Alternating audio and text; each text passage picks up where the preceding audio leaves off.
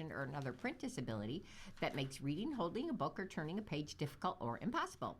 The content is copyrighted by the respective publisher. For more info, just visit us on the web at nfradioreading.org. And welcome to you, the Niagara Frontier Radio Reading Service. We now present a reading of articles and features from our USA Today for Tuesday, June the 30th of 2026. And your readers today are Jody and Alan Blackburn. And I'm going to start you out on our front page. Here's my first article. Justices say late ballots, they are valid. Ruling on mail-in votes, it's a defeat for Trump.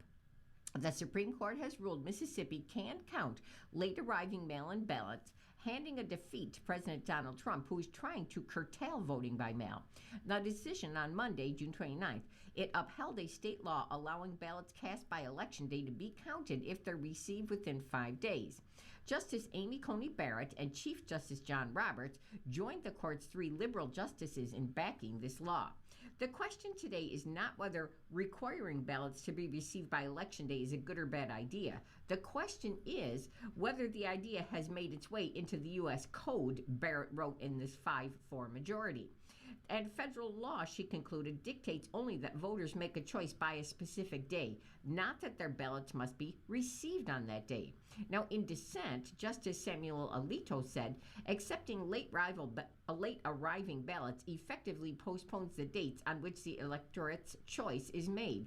And federal law precludes that postponement, he said. Trump has targeted mail-in voting. Supporters of mail-in voting say it makes it easier for people, now that includes retirees, service member, and rurals, to cast a ballot, and grace periods they prevent people from losing their vote over the Postal Service's delays. But Trump and other conservatives have long railed against the mail-in voting as vulnerable to fraud, despite the president having cast a ballot by mail himself in March. He claimed that the mail-in voting costed him the 2020 election. Now, the key question is, what constitutes an election? The legal argument turned on the definition of when an election has occurred because federal law sets a specific date for U.S. elections. The Republican Party and Trump administration said an election is the day by which ballots must be received. Mississippi said the election is when voters choose a candidate, so a ballot cast in the mail by Election Day can be received after that day. Now, opponents say doors are open for fraud. Documented instances of fraud related to voting by mail are rare, according to election data. A report in 2025 from the Brookings Institution estimated that there are about only 4 cases of fraud for every 10 million mail-in votes. But when ballots counted after Election Day affect the outcome of the election, that can raise doubts about their legitimacy, even when there is no fraud, opponents argue. The NAACP praises this decision. Voting rights groups, they praise the court's decision. NAACP President Derek Johnson called the ruling a win for our democracy. Casey Solomon, who's CEO of Common Cause, said, Congress needs to approve nationwide protections for voters. Vote by mail is such a useful voting tool, even the president uses it, Solomon said. Shrinking Lake Powell faces a risk of dead pool. The Colorado River Reservoir hits the lowest summer level ever. Lake Powell, the massive Colorado River Reservoir that produces power for millions of homes across the West, is the emptiest it has ever been entering the hottest part of the summer, and the worst is still to come. Although the lake levels have briefly fallen lower in years past, those low water levels came in the spring before melting snow refilled it. This year's that refill never happened. As a result, Lake Powell will next spring fall to the minimum power pool, according to a newly released federal projection. If the water falls below that, the Glen Canyon Dam would stop generating electricity. This outcome is not a reflection of recent drought response actions, but rather a clear reminder that the Colorado River remains vulnerable, the Federal Bureau of Reclamation wrote.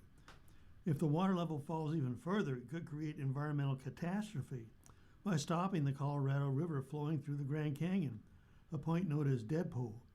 That is generally considered by experts to be an unlikely scenario because federal managers would likely create new outlets in the dam before it happens.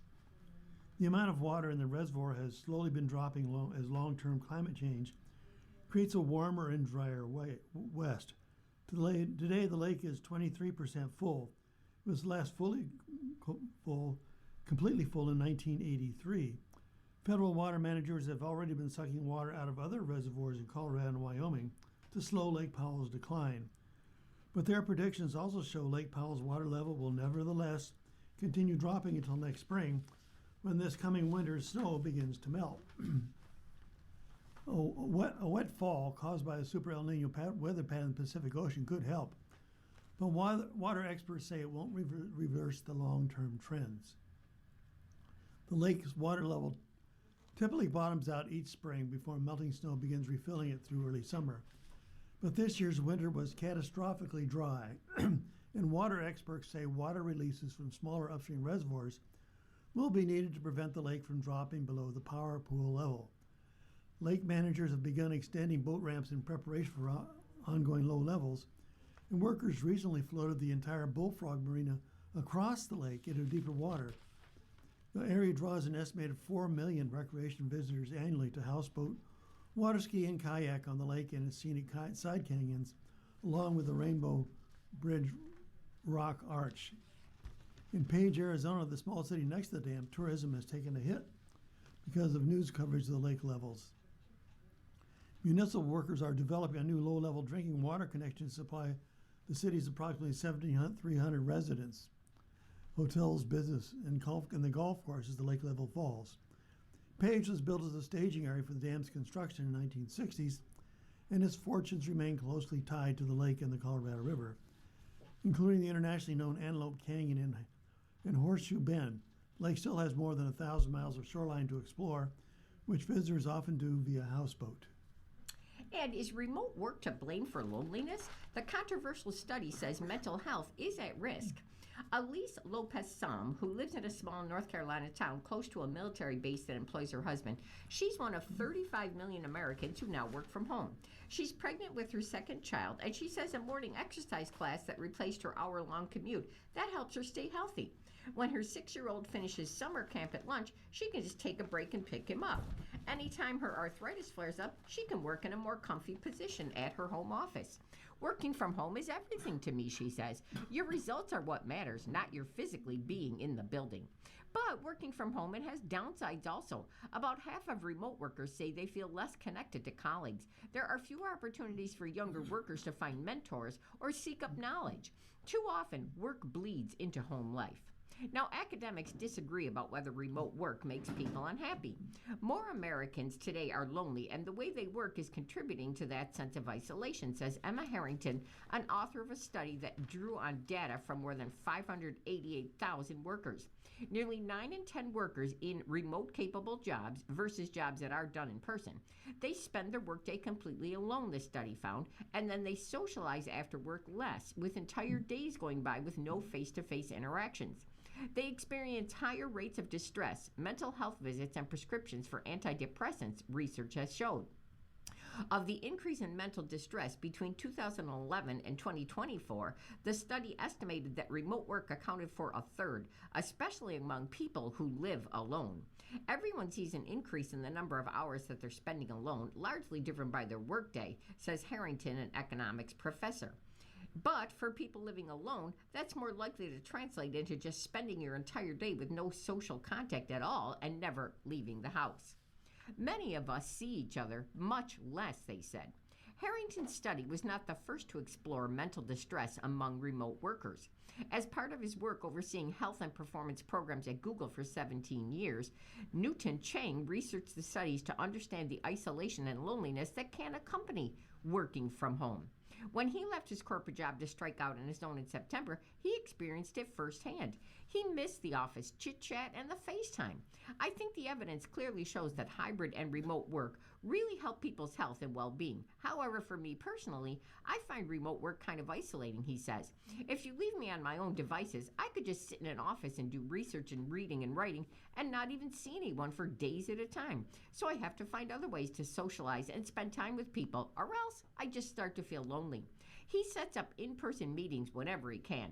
If he doesn't need to work from home, well, then he heads to a coffee shop or a library and he makes a point of striking up conversations. Are we lonely at work or are we just lonely? Gemma Dale, who's a researcher and flexible hybrid and remote work specialist, said, a mental health crisis, that's a global problem. Long before the pandemic, Americans began spending more time alone and less time socializing in person. For a time, the bonds that they formed at work, that helped make up the declining participation in community activities like your church and your neighborhoods and your sports teams. Recent workplace shifts have deepened the loneliness epidemic. Even within this report, the worst symptoms are experienced by those who live alone. Now that highlights what we've known for decades. The remote work experience is contextual, Dale said. The healthiest workplaces of the future won't be those that force everyone back to the office or those that abandon in-person altogether, she said. They will be the ones that intentionally create opportunities for meaningful human connection, whether the employees work remotely, hybrid, or in person. Engineering moments, that's what matters. Now that's how Brian Elliott, who's CEO of WorkForward and publisher of the Flex Index, sees.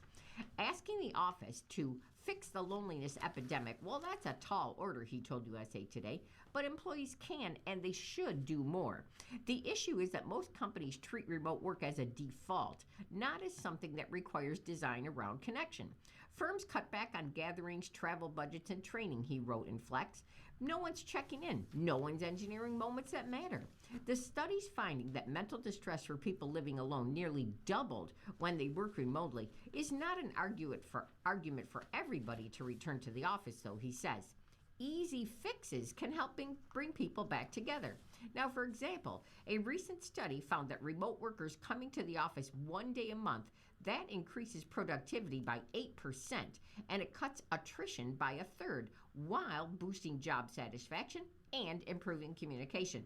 Now, Harrington said she's not suggesting we rewind the clock back to 2019, when most work did take place in person and in the office. Instead, employers and employees, they should create purposeful doses of in-person time, like weekly one-on-ones or regular off-sites. The pre-pandemic office was not always a super social place, and people often were just working in their own cubicles, she said. There is an opportunity to do more with fewer days if we're just more intentional about how those days are actually being spent. You're listening to a reading of today's USA Today on the Niagara Frontier Radio Reading Service. The time is 12 minutes after 12. The Supreme Court won't let Trump fire Cook from the Fed. The ruling means there are checks on the president's ability to reshape the board. The Supreme Court on June 29th rebuffed President Donald Trump's effort to exert unprecedented control over the economy, ruling he can't fire Lisa Cook from the Federal Reserve. The court said in a 5-4 decision, Cook can remain on the central bank's board of governors while she challenges Trump's ability to dismiss her, a big loss for the president that follows the court's rejection of the sweeping tariffs that were at the center of the economic policy. The decision means lower courts will continue to debate whether Trump has sufficient cause for removing Cook, but it also means there are checks on the president's ability to reshape the board through firings. The case was a test of restrictions on the president's ability to oust members of the Fed that were imposed by Congress decades ago to keep the central bank isolated from political pressure. John Roberts' opinion limits presidential power. While the court in a separate case also decided on June 10th made it easier for Trump to fire leaders of other independent agencies, Chief Justice John Roberts wrote that Congress limited the president's power to remove Federal Reserve governors for good reason. Accepting Trump's argument, Roberts wrote, would mean allowing presidents to fire governors for any reason without any notice before and without any judicial check after. That would turn for-cause protection into little more than at-will employment, he wrote. The ultimate question of whether Trump has a good enough reason to fire Cook, he said, will depend in part on the underlying facts that the court did not address. Rather, we have simply addressed the parties' arguments about the appropriate legal standards on which the facts must be evaluated, he wrote. 4 of the court's 6 conservative justices dissented, although they did so for different reasons. Trump, in a social media post, said the justices sent the case back to the lower courts on a strictly procedural basis. He said, "We will take appropriate action immediately to make sure that someone who has committed wrongdoing will not be making vital decisions concerning the welfare of the United States of America." Fed controls the interest rates. The Fed has broad influence over the economy through its interest rate decisions.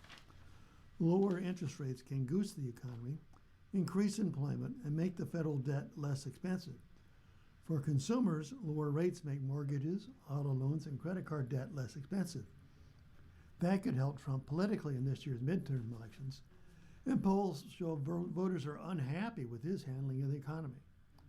But lowering rates too quickly can jeopardize long-term economic stability, leading to persistently higher inflation. Cook has been part of the Fed's cautious approach to lowering rates that Trump has criticized. Cook said, "I currently believe that the right course of action is to hold rates steady." Every living former Reserve Chair, along with many economists, had emphasized to the Supreme Court the importance of maintaining the central bank's independence. Oh, it's not unheard of for presidents to pressure the Fed over monetary policy. Trump is the first president to try to remove a member of the central bank's board. The law allows federal governments to be removed for cause.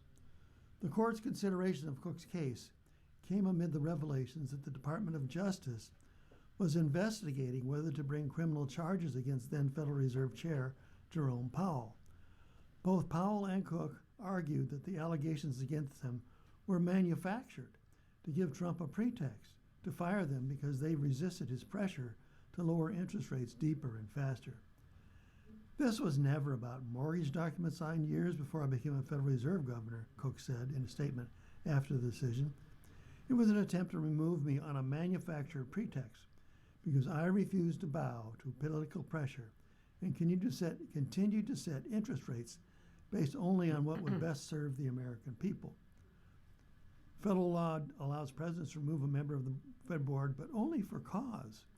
The law doesn't elaborate on what would qualify as a cause, nor does it specify a procedure for proving someone has committed a disqualifying act.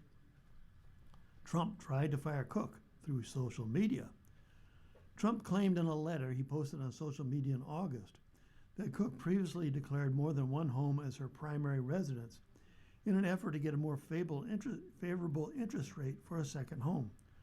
Cook denied the charges. She argued that the for-cause removal protections would be meaningless and erode the independence of the Fed if Trump could remove her without a legitimate opportunity to defend herself. There is no rational reason to go through all the trouble of creating this unique quasi-private entity that is exempt from everything from the appropriations process to the civil law and service laws just to give it a removal restriction that is as toothless as the president imagines, said Paul Clement, a lawyer representing Cook. The administration countered that the real damage to the Fed's reputation would come from letting Cook remain on the board. Carroll's $5 million sex abuse verdict, it stands. The justices have declined to review the 2023 decision in defamation case. The Supreme Court won't stop President Donald Trump from having to pay $5 million to writer E. Jean Carroll for sexually abusing and defaming her, declining on June 29th to review this 2023 jury verdict. The justices did agree to hear cases on high-profile issues, including voting rules and transgender youth in their next term, which starts in October. Now, during the 24 presidential campaign, the court, which has 6-3 conservative majority, ruled that former presidents have broad immunity from criminal prosecutions for official acts. Although Carroll's suit involved events long before his presidency and a civil, not criminal case, Trump's lawyers wrote that a president shouldn't be burdened with defending himself against decades-old charges. It's a deeply damaging to the fabric of our republic for President Trump, in the midst of a historic presidency, to have to take away his focus from his singular and unique duties as our chief executive, they wrote. Carroll said in 2019 that Trump sexually assaulted her at a New York City department store in 1996, and Trump fired back with allegations that she was making up this story to sell her book. Carroll then sued him and won an $83.3 million judgment. As the case was ongoing, Trump repeated the denial in 2022 on a social media post. Carroll sued Trump again, and a New York jury found Trump liable for the sexual abuse against Carroll. That resulted in this $5 million verdict. Trump's lawyers said the jury should not have been allowed to hear from two other women who alleged Trump assaulted them or review the 2005 Access Hollywood recording. The Second U.S. Circuit Court of Appeals rejected Trump's argument that the trial judge erred in permitting that evidence. The justices won't revisit press freedom decision. The Supreme Court also declined to revisit a landmark decision about press freedom that limits when a public figure can sue for libel or defamation. In 1964's New York Times versus Sullivan, the court ruled that the newspaper couldn't be sued for defamation for damages unless the journalists knew that they were printing false information about a public official or they were reckless in not checking it. Now, Alan Dershowitz, a professor at Harvard, alleged he was defamed by CNN. He argued the standard has devolved into near absolute immunity for media defendants. The 11th U.S. Circuit Court of Appeals backed a federal judge's ruling saying the available evidence points to the reporters' sincere, if mistaken or even overwrought, belief in the truth of their accusations. Two of the court's conservative justices, that's Clarence Thomas and Neil Gorsuch, they would have taken the case, they said. The High Court did agree to review state voter registration laws in Arizona that lower courts said conflict with federal rules and do suppress the vote. The dispute about provisions that aim to further prevent non-citizens from voting, it's part of a larger effort of Republicans who have raised doubts about the integrity of elections. Now, data shows that non-citizens voting in federal elections, that's extremely rare. The Biden administration and voting rights groups, they challenged Arizona's law, arguing that it conflicts with a federal statute requiring states to use standard registration forms for federal elections. Now, that form requires the voters swear under penalty of perjury that they are a citizen. Arizona's voter registration form requires documentary proof of citizenship. The court on June 29th agreed to hear appeals from Republicans. The justices left in place, however, a lower court ruling blocking a provision that would have prevented people from voting by mail unless they could provide proof of citizenship. The Supreme Court will also decide whether a group of parents can challenge Washington state laws protecting transgender runaway children. It is the first case they will hear centered on the parents' rights to be involved in a child's gender identity transition. Pelosi to stay politically active after Congress. The former House Speaker is launching a Democracy Institute in January. Former House Speaker Nancy Pelosi is retiring from Congress, but not retiring from politics. The Nancy Pelosi Institute for Representative Democracy is being launched in January at the University of California in Berkeley, the university announced. The Institute will sponsor research, support summer internships, and host an annual forum for global thought leaders and offer undergraduate classes. And here's one of them, a course on Congress taught by political science professor Eric Schickler and Pelosi. Still making the fight. I have, shall we say, no power right now, with President Donald Trump in the White House and Republicans in control of the House, Pelosi told USA Today in an interview in December. I have less when I'm not in Congress. That doesn't mean I'm without influence. There are many people outside the Congress, including I, who can be making the fight. The first woman and first Californian to serve as Speaker of the House, Pelosi played a critical role in enacting the Affordable Care Act, responding to the financial meltdown of 2008, and opposing the Iraq War. Many historians and politicians view her as the most powerful woman in the history of the United States. She was an important legislative ally of Democratic President Barack Obama, who named the Garden Pavilion at his new Obama Presidential Center in Chicago in her honor. She was also the nemesis of Republican President Donald Trump during his first term. Under her leadership, the House impeached him twice. The Senate acquitted him both times. When Pelosi announced that she wouldn't run for a 21st term this year, Trump called her an evil woman who did the country a great service by retiring. She also gained the enmity of Democratic President Joe Biden when she pushed him to reconsider his decision to seek a second term in 2024, and they later reconciled. The work of democracy is never finished, and securing its future is our greatest calling, Pelosi, who's now 86, said in a written statement. She said she was thinking about the words embroidered in Abraham Lincoln's overcoat, "One country, one destiny." $32 million raised so far. The Nancy Pelosi Institute already has received more than $32 million in pledges, with a goal of raising a total of $50 million. The donors include Nancy Pelosi and her husband, Paul, as well as prominent philanthropists, some with roots in Silicon Valley, and some of the major Democratic donors. Among them, former Google CEO Eric Schmidt and his wife Wendy, Dagmar Dolby, Fred Eichener, Jeannie and Jonathan Levine, George and Judy Marcus, John Stryker, and Slobodan Rangelovic, and a family of Ron Conway. We tend to do more than simply study democracy, Berkeley Chancellor Roger Lyons said. We are building this institute to strengthen it. The institute is described as nonpartisan, but the description of its work has a liberal cast.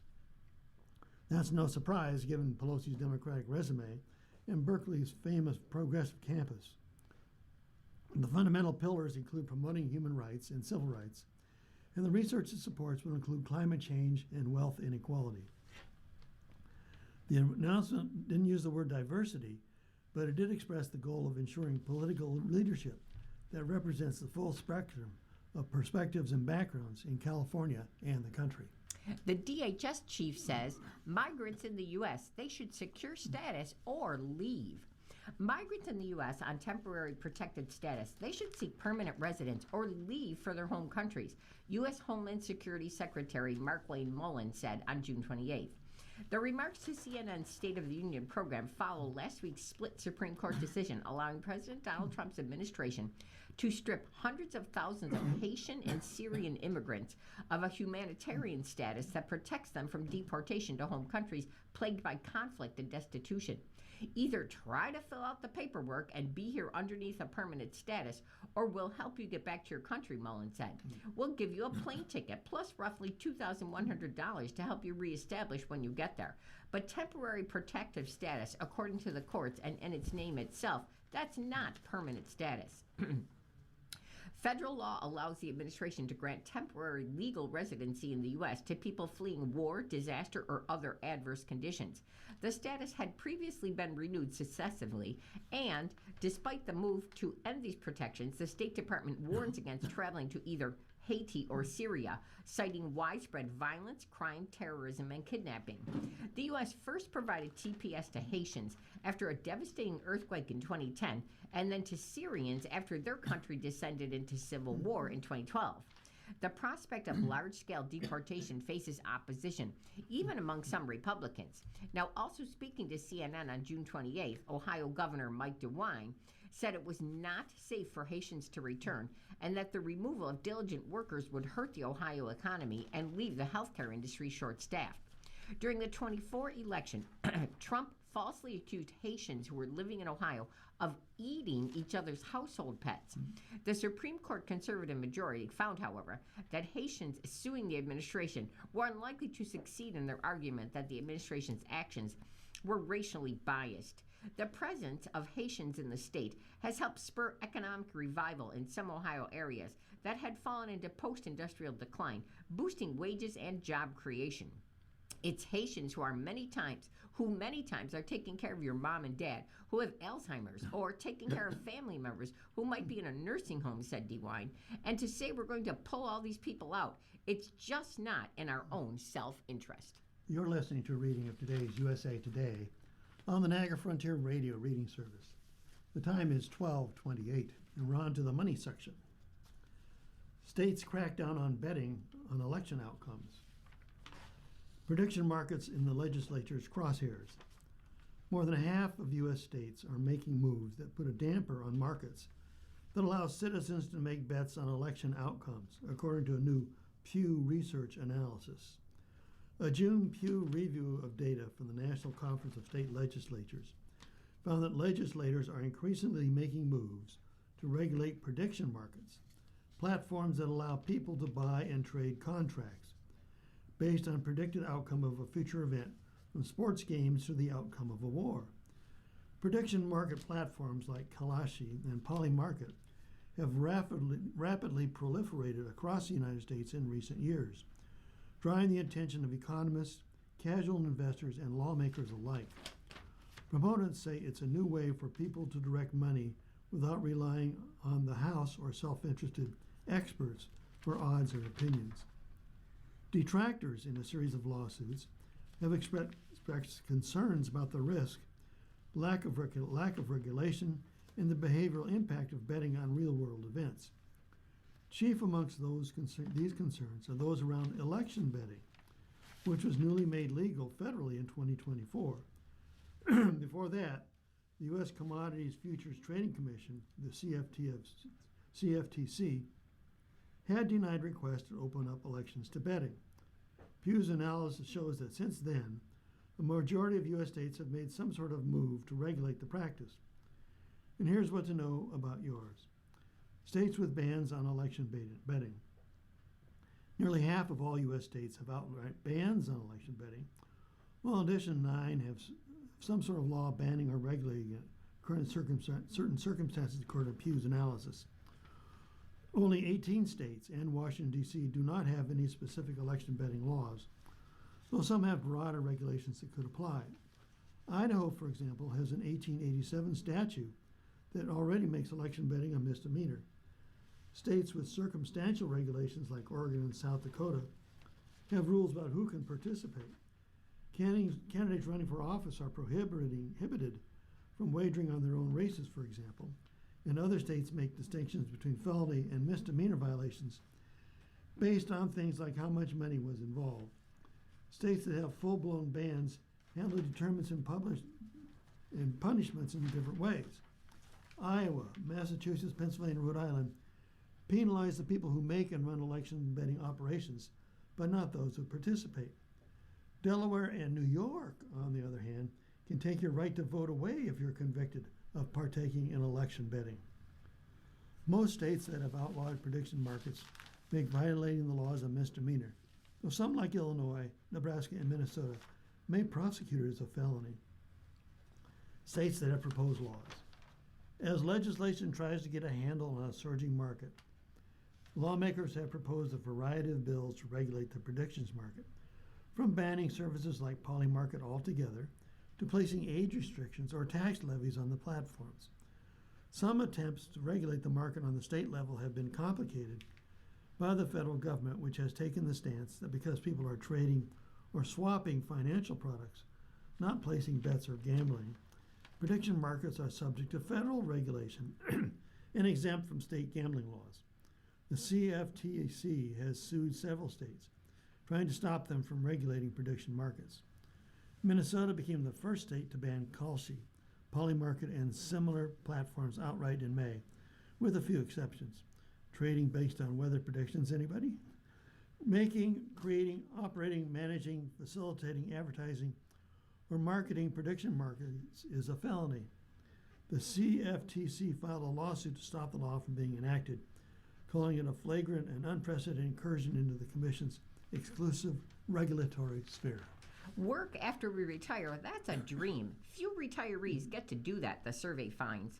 Most Americans plan to keep on working after they retire, yet few retirees do work. Now, that finding from a recent survey, it illustrates a perennial gap between expectations and reality for retirees. Roughly 3/4 of American workers plan to work for pay after they retire, according to a survey. But only 31% of retirees are actually working, this survey has found. Most of us don't retire on our own terms. Many Americans imagine themselves easing into retirement, cutting back their hours, working part-time or remotely, or just staying on as a consultant.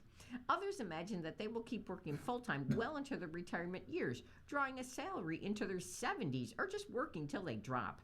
But in reality, though, most workers don't get to retire on their own terms. Retirement often arrives suddenly and unexpectedly, sometimes triggered by health setbacks or corporate downsizing.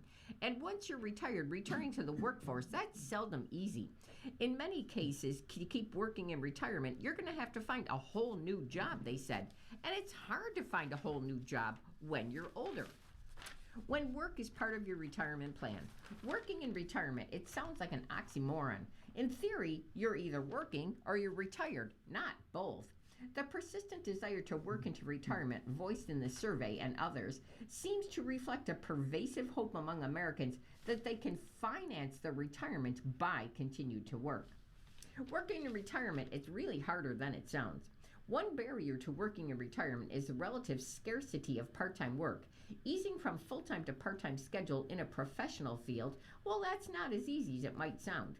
Another problem is the difficulty older Americans have in finding new jobs. Re entering employment can be very difficult when you're an older job seeker, says Maura Porcelli, Senior Director of the Workforce of the National Council on Aging. Here's why American retirees, though, do return to work. American retirees continue to work for a variety of reasons. They like to stay active and engaged, postpone drawing their Social Security, or spending down retirement savings, or just to make ends meet, they said. Recent evidence suggests more retirees are working out of necessity. A report from AARP in February found that 7% of American retirees had recently unretired or re-entered the labor force. The most common reason they gave was to make more money. I think right now we're in economic uncertainty, said Carly Rosowski, Vice President of Financial Resilience Programming at AARP. People are worried about outliving their retirement savings. They're worried about the cost of gas, the cost of groceries. In a perfect world, she said, retirees would work because they would not work because they need to, but because they want to. College is paying off for some job seekers. High earning posts for grads from arts to business. College graduates face a daunting job market. The unemployment rate is higher for new graduates than for other workers. Many students harbor unrealistic hopes for how much they will earn. But high salary jobs are out there, and not just for business majors. In a recent report, the job seeker website Resume Genius found high-paying fields across three broad categories of college degrees: business, humanities, and creative arts and arts majors. As the class of 2026 hits the pavement, here are 25 high-paying fields for new college graduates. The list is adapted from the Resume Genius report, which draws on Labor Department data. High salary jobs for creative and arts graduates. In the Resume Genius report, this category includes academic majors in animation, design, film, writing, and communication. Special effects artists and animators. These employees create the visuals for films, television shows, and video games.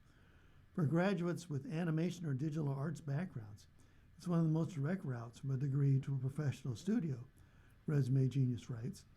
The job pays a median annual salary of $99,800 as of May 2024, and the top 10% of earners pull down at least $174,000. Web developers and digital designers.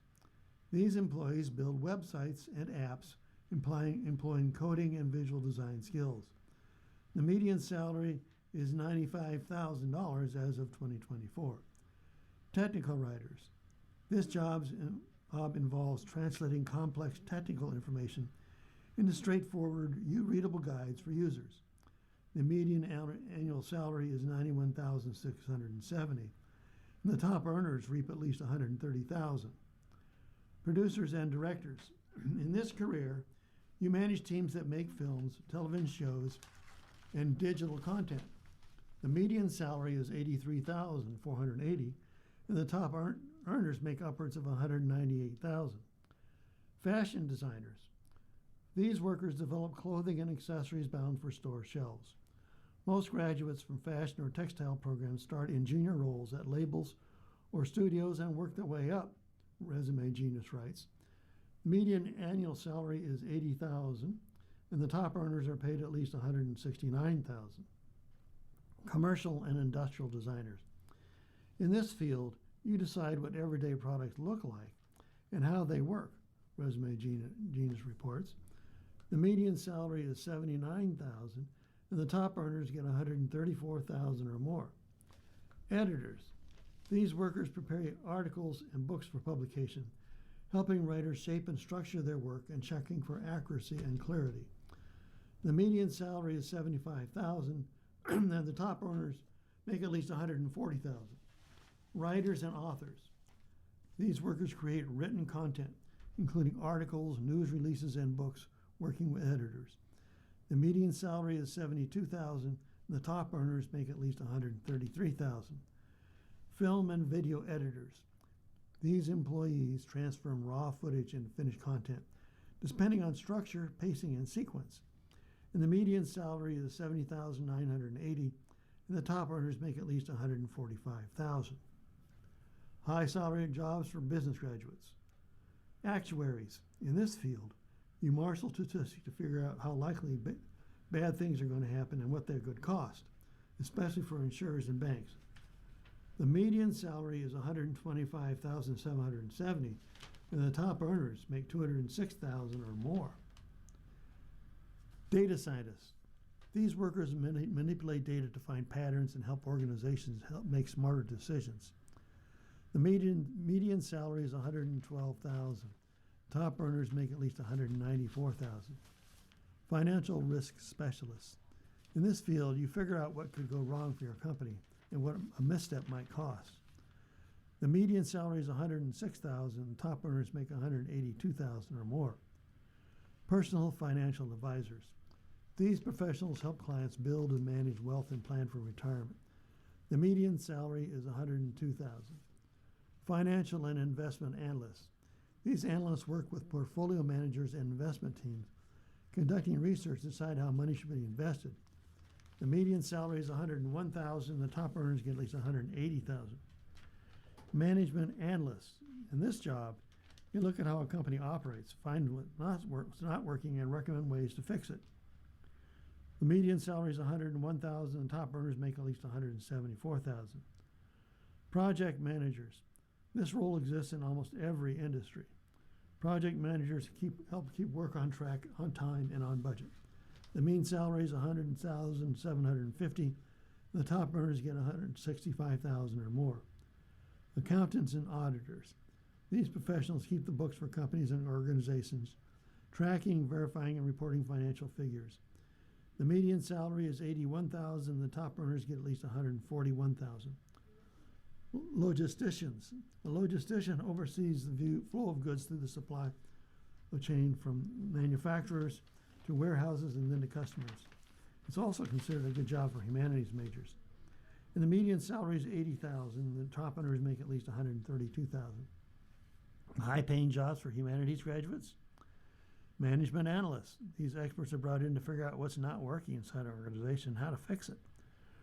With a focus on communication and clear thinking, the job is a good fit for humanities majors. The median salary is $101,000, and the top earners make $174,000 or more.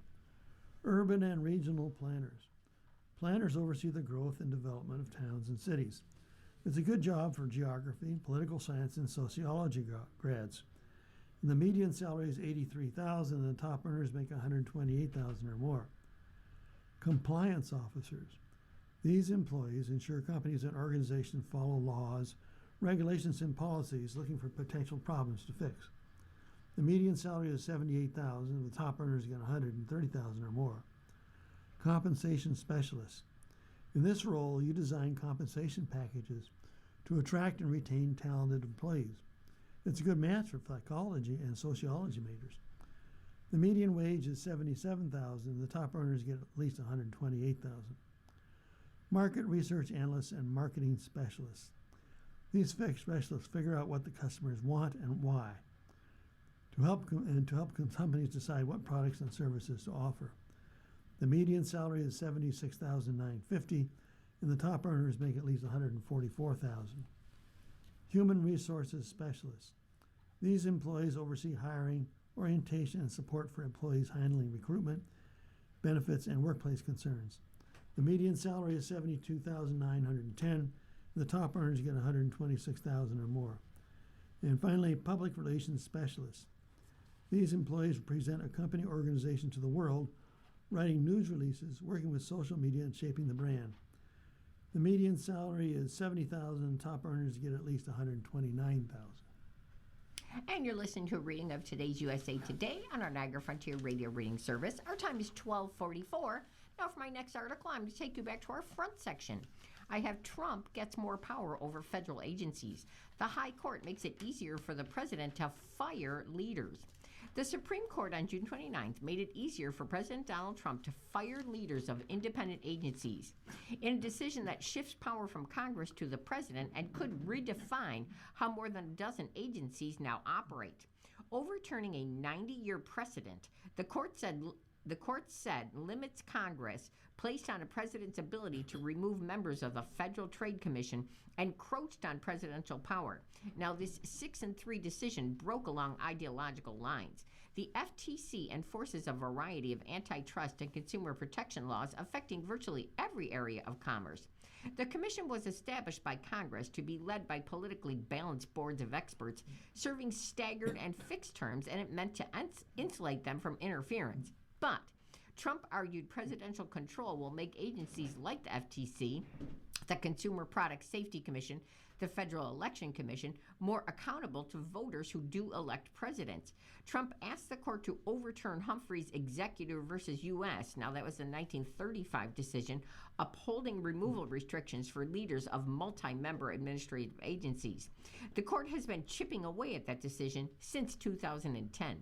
Chief Justice John Roberts delivered the majority opinion, writing that a president must have the assistance of officers that he can trust. Although it is up to the Senate to decide whether to confirm those with whom the president would prefer to work with, neither Congress nor the courts may saddle him with those whom he cannot work with, Roberts wrote. But then in dissent, Justice Sonia Sotomayor said the majority gave the president far greater power than ever before. In granting the president this unbridled authority, the court upends its president, it misconstrues our history, and it sheds any pretense of judicial modesty, she wrote in her dissent. In a social media post, though, after the decision, Trump boasted that 90 years of precedent has been completely and unequivocally overruled, greatly increasing presidential power at a time when it is most needed. Conservatives advance the unitary executive theory. Under the unitary executive theory that conservatives have advanced for years, the Constitution gives presidents complete control over executive functions, which must include the power to remove commission members. In 1935, however, the Supreme Court said that the FTC's duties were neither political nor executive, but predominantly quasi-judicial and quasi-legislative. Like the Interstate Commerce Commission, its members are called upon to exercise the trained judgment of a body of experts appointed by law and informed by experience. The Department of Justice argued that even if it was a correct interpretation of the FTC back in 1935, which it disputed, well, it no longer is. The modern-day FTC, like its many independent agency counterparts and its 1935 predecessor, exercises executive power, indeed quite a bit of it, Solicitor General John Sowers said in his written filing. Trump declared he controls all federal agencies. Now, after taking office, Trump declared that all federal agencies were under his control. The days of rule by unelected bureaucrats are over, the president said in March of 25. That same month, Trump fired 2 Democratic members of the 5-member FTC board. That was Rebecca Slaughter and Alvaro Bedoya.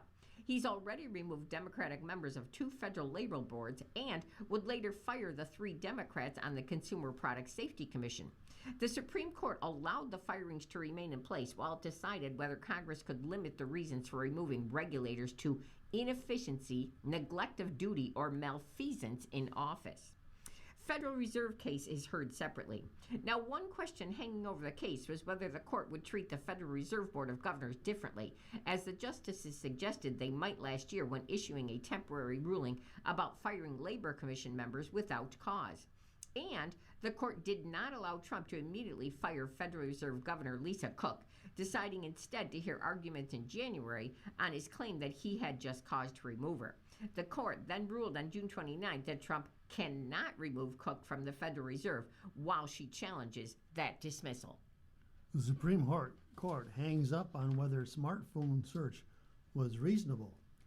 The Supreme Court decided that police who sifted through smartphone data to locate unidentified suspects in crimes conducted a search under the Constitution's Fourth Amendment, but it sent the course back to the lower courts to determine whether the search in the bank robbery investigation was reasonable.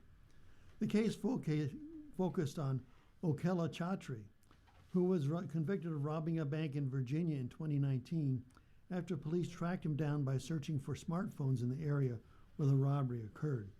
Chattree argued the police warrant for Google to sift through 500 million customers to find his Samsung Galaxy X9 phone violated his Fourth Amendment right against an unreasonable search because police hadn't identified him as a suspect. But the Justice Department said Google named only 3 suspects out of the million searched. Deputy Solicitor General Eric Feigen said blocking such searches would handicap police searching for murderers, kidnappers, and robbers. Justice Elena Kagan wrote for the splintered majority on Monday that police conducted a search for purposes of the Fourth Amendment when they gain access to location history data. An individual has a reasonable expectation of privacy in records about his cell phone's location, and police intrude on that constitutionally protected interest when they demand the information, Kagan wrote.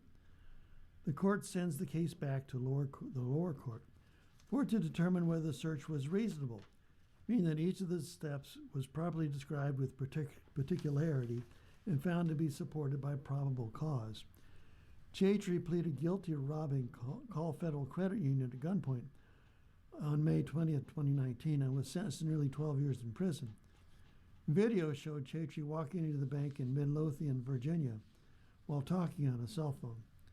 Police got a warrant demanding Google identify smartphones near the bank at the time, which narrowed the suspects to 3. The review also swept in more than a dozen people who remain anonymous to police who were in church nearby. Authorities called such a search a geofence because it designates boundaries to search within. The data is fairly precise, measured to within 3 meters or a little less than 10 feet every 2 minutes, based on the global positioning system, Bluetooth beacons, cell phone towers, and local Wi-Fi networks. Google stopped storing location data on its servers in 2023 and leaves the information on individual phones now. Judges at the U.S. District Court and 4th U.S. Court District Appeals had each voiced concerns that search violated his Fourth Amendment right against an unreasonable search. But the lower courts allowed the phone data to be used for his conviction because of the good faith effort of police who got a warrant in the investigation. Kagan wrote for a 6-3 majority for Chief Justice Roberts and Justice Brett Kavanaugh, but others wrote concurring opinions. Justice Ketanji Brown Jackson agreed with the decision, but wrote with Justice Sonia Sotomayor about her concerns about how police narrowed down the search in coordination with Google rather than through a magistrate judge setting limits. The facts of this case illustrate why the lack of magisterial oversight is dangerous, Jackson wrote. Gorsuch was skeptical about Chattree's expectation of privacy after allowing Google access to his location data. Why does tracking Mr. Chatree's movements digitally over an hour or two invade his reasonable expectation of privacy when an officer tailing him for the same length of time would not? Gorsuch wrote. Justice Samuel Alito disagreed with the decision, and Justices Clarence Thomas and Amy Coney Barrett joined in part. Alito wrote that the additional court review would do nothing to alter Chatree's case.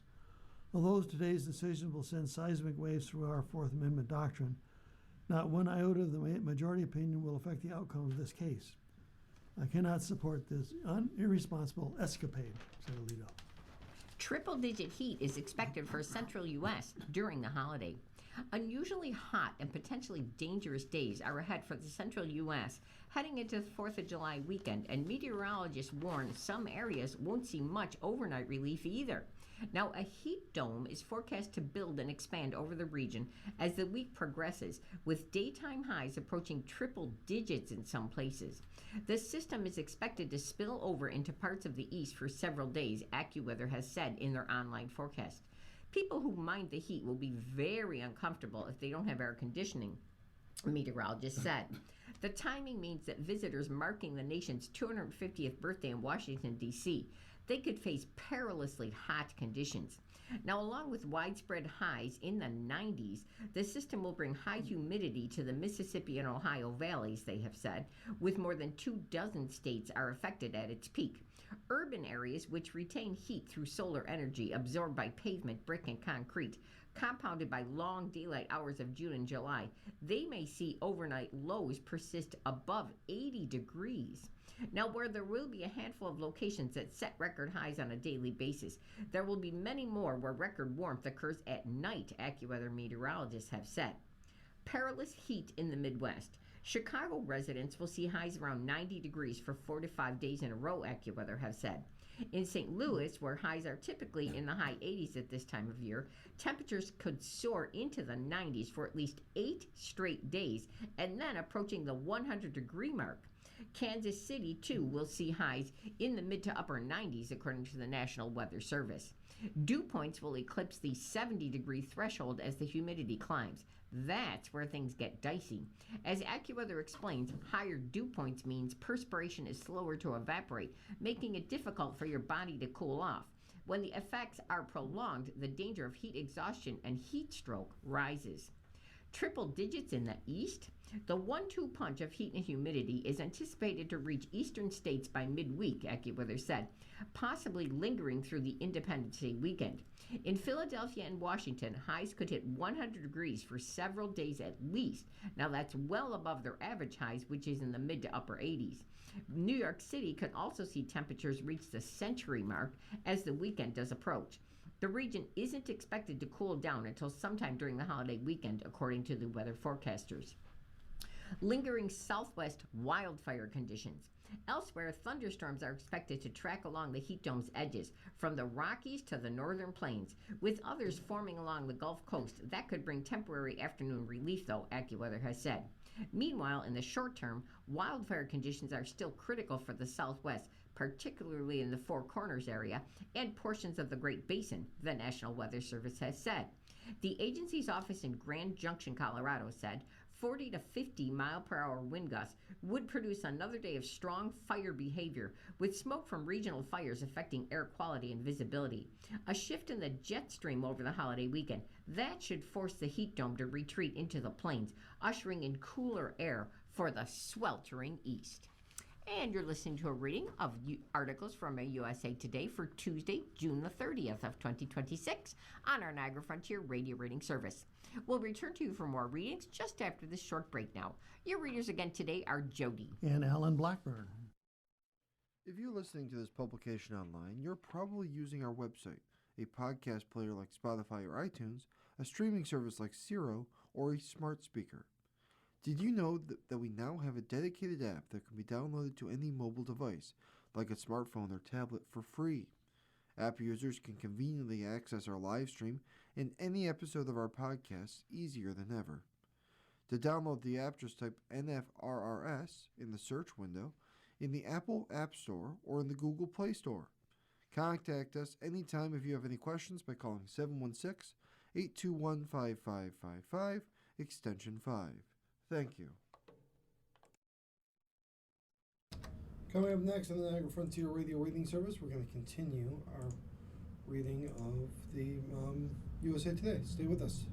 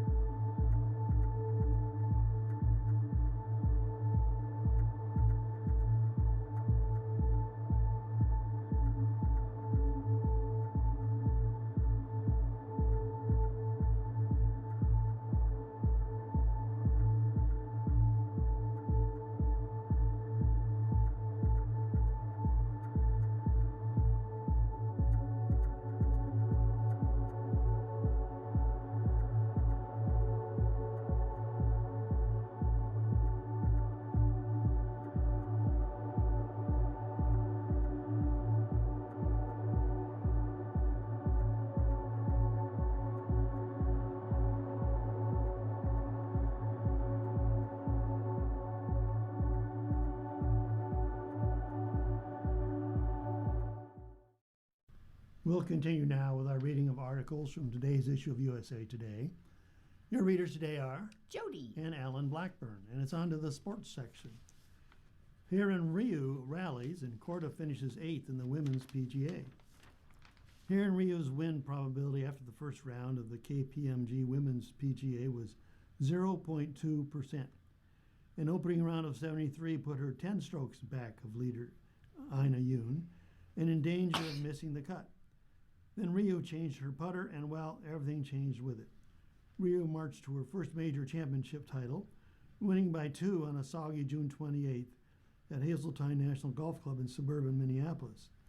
It has been 6 weeks since Rio hit a golf shot in competition, taking time off for a minor surgery in South Korea after a runner-up finish in May in Cincinnati. The 12th ranked player in the world came back refreshed and collected her 4th career LPGA.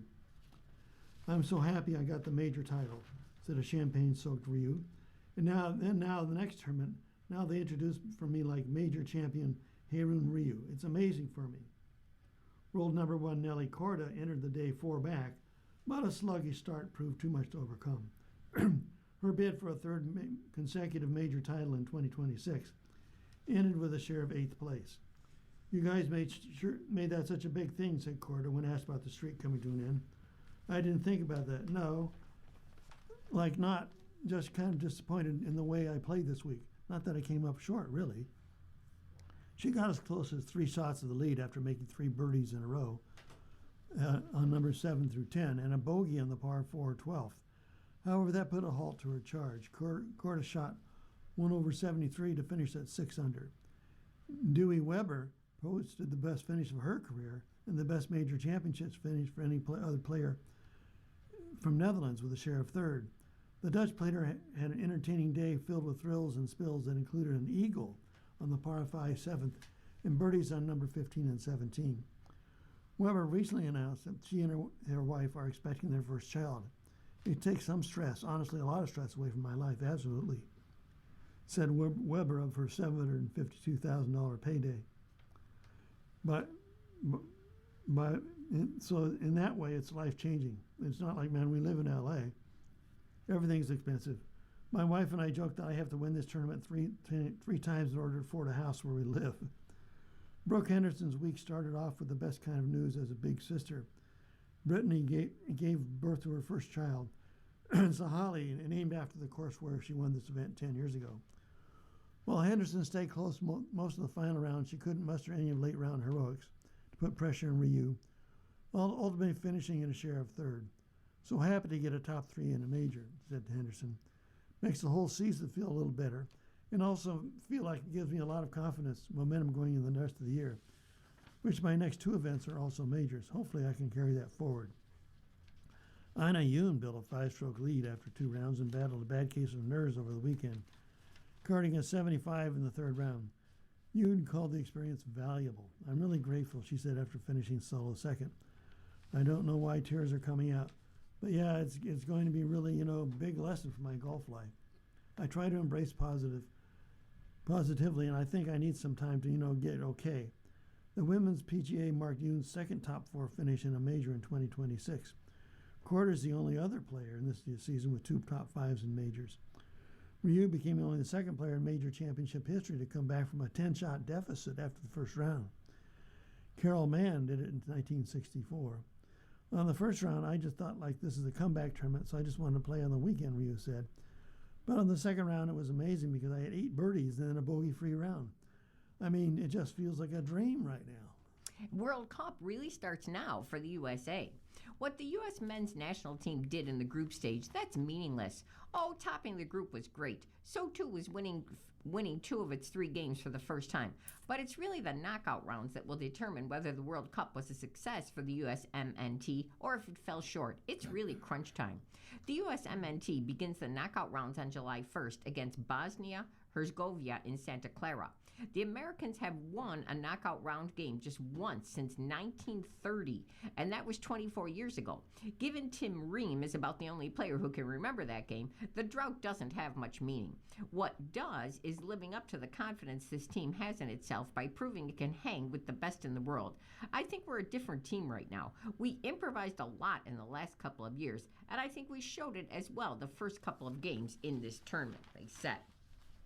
Few quite knew what to expect from the USMNT when the World Cup began. The Americans opened the year with losses to Belgium and Portugal and lost to Germany in the final send-off game. Once the tournament began, however, the USMNT took off. It dominated Paraguay and Australia, energizing the American public. But the USMNT wants to get to the point and believes it has reached that point where that kind of showing is the norm. Winning the games in the group stage, that should be default, not the exception. Some longtime USMNT fans might have had their faith shaken when the loss to Turkey in the group stage finale, on a last-second goal, no less. Maybe in the past the USMNT might have been flustered too, but this team is older and more mature, and it recognizes that not all games are equal. Losing a game that didn't matter when Pochettino was resting his starters and playing his backups, it's not going to have a carryover effect, he said. The Americans lost to Belgium badly then in March, but Belgium isn't the same now as it was then either. It had to settle for draws against both Egypt and Iran and had to pile on New Zealand just to win its group. The game would also be in Seattle, where the crowd had its true 12th man energy for USMNT's game against Australia in the group stage. Now win that and the Americans would be in the quarterfinals just as they were back in 2002. I feel like I can feel the difference in just the atmosphere, Balogun said.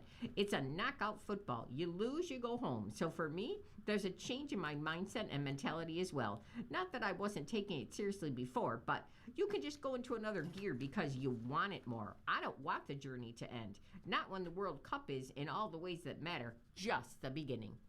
New wave recruiting. Deion Sanders started it, and other head coaches are following his lead by doing business on campus. Unlike other head coaches in college football, Colorado's Deion Sanders has never left campus to recruit new players to his team. He doesn't visit their high schools and homes. Instead, he does all his recruiting on campus in Boulder, where recruits come to him. But times are changing, and Sanders is no longer alone. Indiana coach Kurt Cignetti didn't visit recruits at their homes or high schools this past winter either. The university confirmed to USA Today Sports he didn't have time. His team was making a run to the national championship in January. Calendar was the reason, an Indiana spokesman said. Michigan coach Kyle Whittingham also didn't visit with recruits at their homes and high schools after getting hired in late December, though he did go on the road to evaluate some at a distance in January. A year earlier, his predecessor in Michigan, Sharon Moore, made just 2 off-campus contacts with recruits. New Southern University coach Marshall Falk is following Sanders' model after working with him last year at Colorado. Falk didn't make any off-campus visits to recruits in his first recruiting season there, and said he relied on his assistant coaches to do that instead so he could focus on hosting recruits on campus. I don't think there's a science to how it should be done, Falk told USA Today. What I believe is, however, you decide to do it. However you decide to do it, you should major in that way. Historically, head football coaches and their assistants have recruited new players at 2 places each winter after the season, on university campuses as hosts and off-campus at players' homes and high schools. But as college football has evolved into a professional model with an expanded postseason, head coaches have adapted with different approaches, as detailed by the following data. Kurt Cignetti's recruiting time crunch at Indiana. To help coaches avoid conflict with postseason bowl games and the college football playoff, NCAA rules recently have shrunk the time allowed for head coaches to meet with recruits off campus. Previously, head coaches were allowed to make contact with recruits off campus for at least parts of December and most of January. But since 2024, head coaches have been restricted from going off campus to contact recruits, except during January and up to early February. In 2026, the off-campus contact period lasted only 23 days in January, down from 39 days in 23 and early 24. That's not much time if your team is making a run in the playoffs like Cignetti's. He was not able to do so, Indiana athletic spokesman said. In the previous year, after Indiana's playoff run ended on December 20th, Cignetti made 7 off-campus recruiting contacts and evaluations. Before the calendar shrunk, Signetti made 38 recruiting contacts. Indiana said Signetti wasn't available for comment. How the transfer portal changed off-campus recruiting.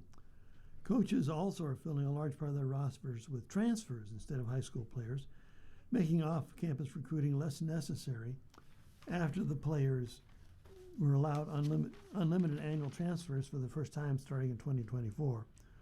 Home visits with these recruits in the transfer portal are rare because they generally involve older players looking for more money and playing time instead of a sit down in the living room with their parents. When you do make visits to portal, when do you make visits to portal guys' homes? Anybody do that?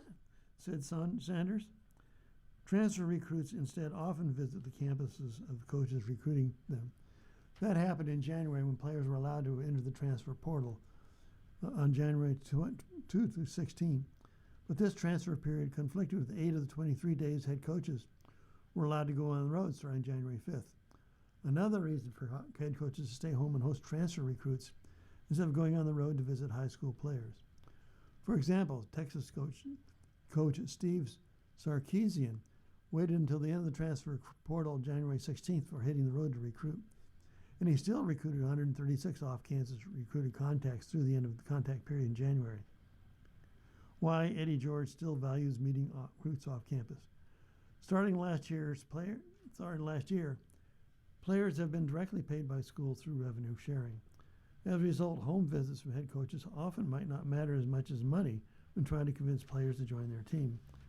But many head coaches still want to meet with their players in their high schools or at homes for their own reasons despite changes. My perspective is I'm not trying to recruit you, I'm trying to connect with you, said Bowling Green State coach Eddie George. There's a difference to me. I'm trying to build a relationship that's long-term. New UCLA coach Bob Chesney recorded 473 off-campus contacts. After being hired at UCLA on December 6th, new Bruins head coach Bob Chesney also waited until the end of the transfer portal window before hitting the road. By the end of the month, he had recorded 493 off-campus recruiting contacts. One of the goals is to establish relationships with local high schools and meet with several potential recruits at each stop. Perhaps nobody is a bigger believer in that than Nebraska coach Matt Rule, who visited 57 high schools in January and 25 and 26. According to Nebraska, as the transfer portal closed, Rule went on the road and recorded 373 off-campus contacts in January, usually with at least one assistant coach at his side. They pay me to recruit, so I'm going to do it. Former NFL head coach Bill Belichick visits home, too. Head coaches typically use the January contact period to recruit high school juniors, with many of the recruits showing off in these meetings and on social media. That's because it can be a big deal for these teenagers to be courted by such high-profile coaches on their home turf. For example, high school quarterback Jared Curtis posted photos of North Carolina coach Bill Belichick and Alabama coach Kalen DeBoer at his home in January 2025 before he landed at Vanderbilt. On January 21st, 2 days after Miami lost to Signetti's Indiana home team in the national championship, Hurricanes coach Mario Cristobal visited the part of high school of junior offensive line recruit Sean Tatum. So why did the recruiting calendar shrink? The timing and frequency of recruiting trips are regulated by rules established by the NCAA membership with input from coaches. In addition to the January contact period, assistant football coaches are allowed to go on the road and make contact with recruits in April and May, but not head coaches. Head coaches and assistants can also go on the road to evaluate recruits in the fall, but not to make a contact with them until the contact period in January. And the contact period for head coaches shrunk for a reason. Head coaches requested that December recruiting period go dead to allow them more time to be with their teams in the playoffs and bowl games. That doesn't mean coaches are devaluing high school recruiting, Bull said. No, but what is important is the timeliness of those recruiting opportunities. Maintaining high school recruiting is very important to the AFCA. Do recruits care if they get visited by head coaches? It depends on the recruit. Sometimes it can play a factor in their decisions, especially when parents are involved. Others don't need it or want it. Junior defensive lineman Kenny Fairley of Georgia recently committed to play for Colorado in 2027. He said he didn't care that Sanders didn't visit him in Georgia and chose Colorado in large part because of Colorado defensive line coach Dante Carter, who visited him in Georgia twice. Farley then met with Sanders in person in Colorado. He just told me how much I meant to the program and how he felt about me, Farley said of Sanders. Quarterback recruit Andre Adams also committed to Colorado for 2027 and didn't mind that Sanders didn't visit him in his home state of Tennessee. Former Colorado offensive coordinator Pat Shurmur did visit him in 2024, but Adams' father, Kenny noted it would be a big deal if Sanders showed up there. Coach Prime, he hasn't been to see anybody. Well, we're going to change that. Kenny Adams told USA Today Sports, we're going to change that. Coach Prime, he won't be wasting his time. He's got a different dog in Dre. It might make Coach Ryan do something he really doesn't usually do. And you're listening to a reading of today's USA Today on our Niagara Frontier radio reading service. Our time is 1:15, and we're continuing with sports. World Cup round of 32. Mexico, Ecuador should be intriguing. 9 points, no goals conceded. A dominating 3-0 win is its last match that turned into a celebration of its biggest icon. Mexico couldn't have asked for a better group stage performance. But the path from here on out gets a lot muddier, starting with the World Cup round of 32 opponent.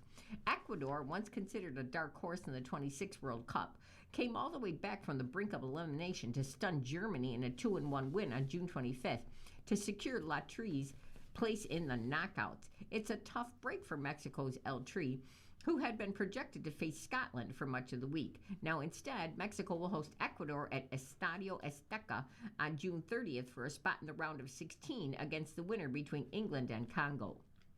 So how did Mexico get there? El Tri cruised through pool play despite not playing their best football for stretches at a time. They dominated South Africa 2-0 in an opener that included 3 send-offs, including a late red card on Cesar Montes. Mexico followed that up with a 1-0 chess match against South Korea, with Aguirre opting for a defense-heavy lineup to counter the dynamic attack of Taeguk Warriors. Both sides were booed off the pitch at halftime by the Guadalajara crowd, but El Tri got the upper hand early in the second half when Luis Romo took advantage of a mishandled ball from South Korean goalkeeper to knock in the lone goal of the match. Raul Tala Rangal emerged as the hero in the 86th minute with an incredible double save on a diving stop of Korea forwards, but he somehow got up at his seated position and then reached out his right arm in time to get a hand on Yang Hoon Jin's foul just before it crossed the plane, and that was enough to clinch Group A for El Tri and render their finale against Czechoslovakia a dead rubber. So how did Ecuador get there? La Tri entered the World Cup with much higher sights than third place. They're a talented young squad, headlined by players competing in some of the world's top leagues. But all the sky-high expectations surrounding manager Sebastian Becasisi's squad, it struggled through the group stage, starting with a 1-0 upset loss to the Ivory Coast after conceding a goal from Amad Diallo in the 90th minute. Ecuador then followed that up with a scoreless draw against Curaçao, despite 27 shots and 15 shots on target. Things looked bleak for Ecuador when Germany took an early lead on the Leroy Sane goal in the second minute, but Nielsen Angulo calmed things down when he scored the equalizer in the 9th minute. Then, in the 77th minute, Gonzalo Plata got a foot on a header from Kevin Rodriguez to tap in the winning goal and send La Tri to the knockout rounds for the first time in 20 years. Mexico versus Ecuador matchup.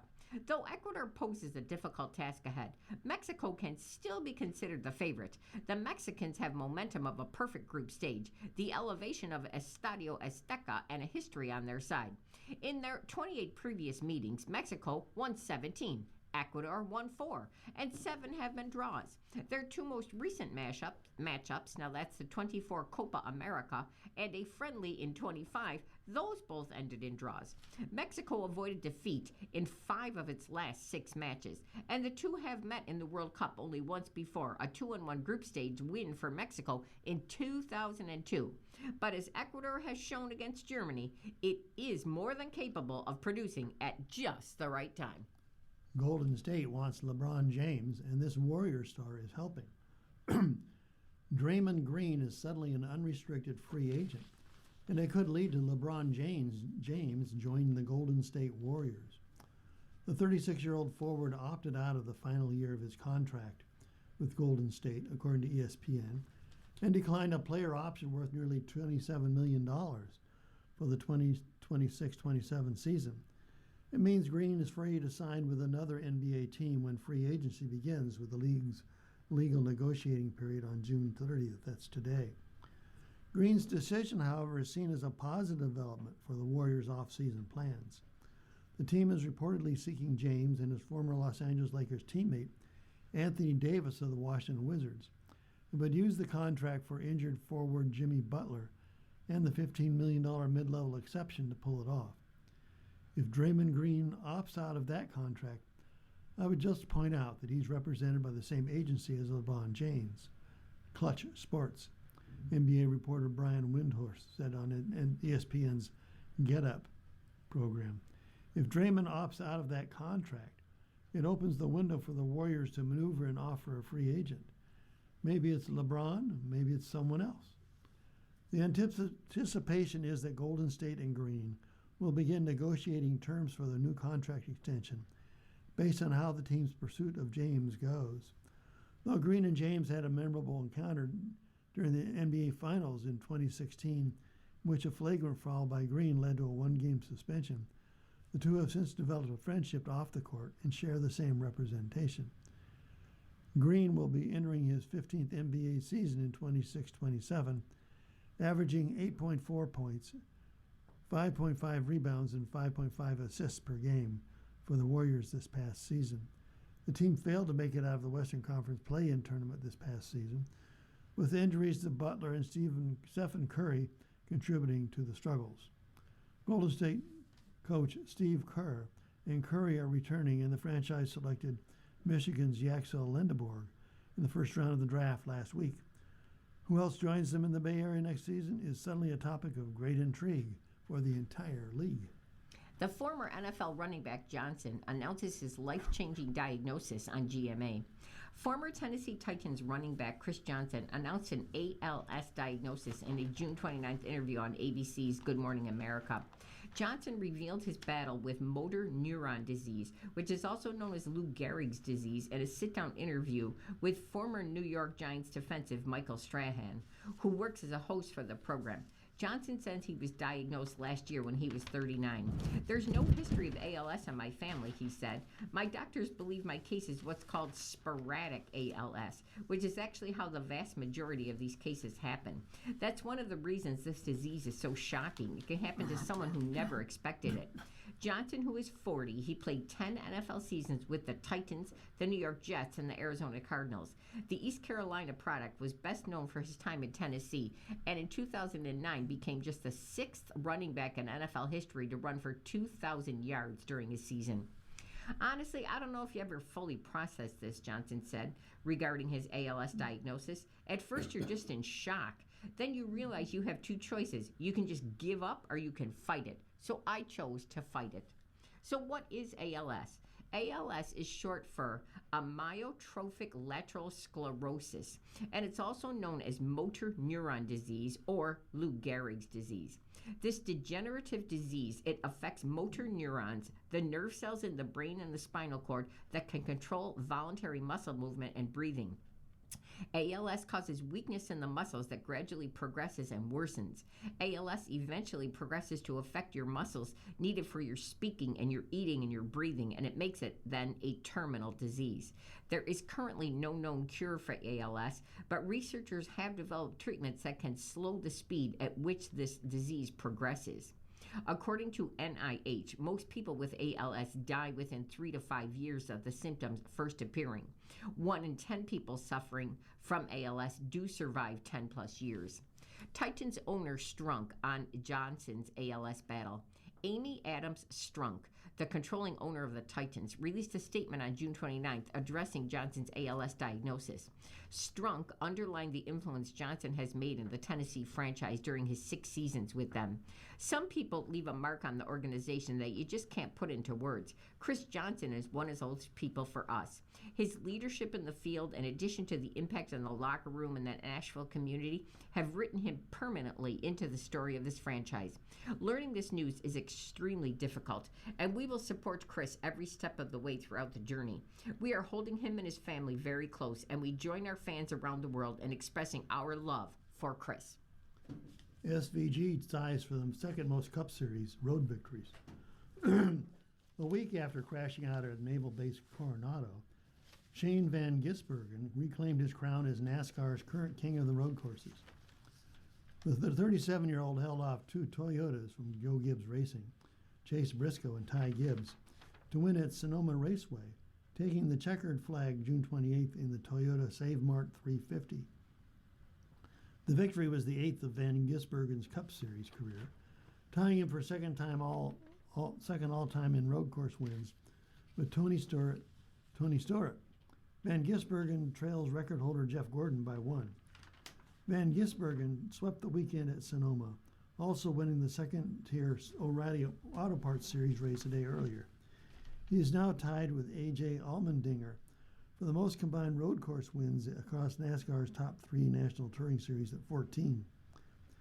This is the second consecutive year Van Gisbergen has won at Sonoma, making him one of 9 drivers in the history of the Cup Series to win multiple races at the road course circuit in the rolling hills of California's wine country. What a day. Pretty special to make up for last week, too. I was certainly pissed at the start of last week, but this makes up for it, Van Gisbergen told TNT Sports after the victory. Chase was just really, really good.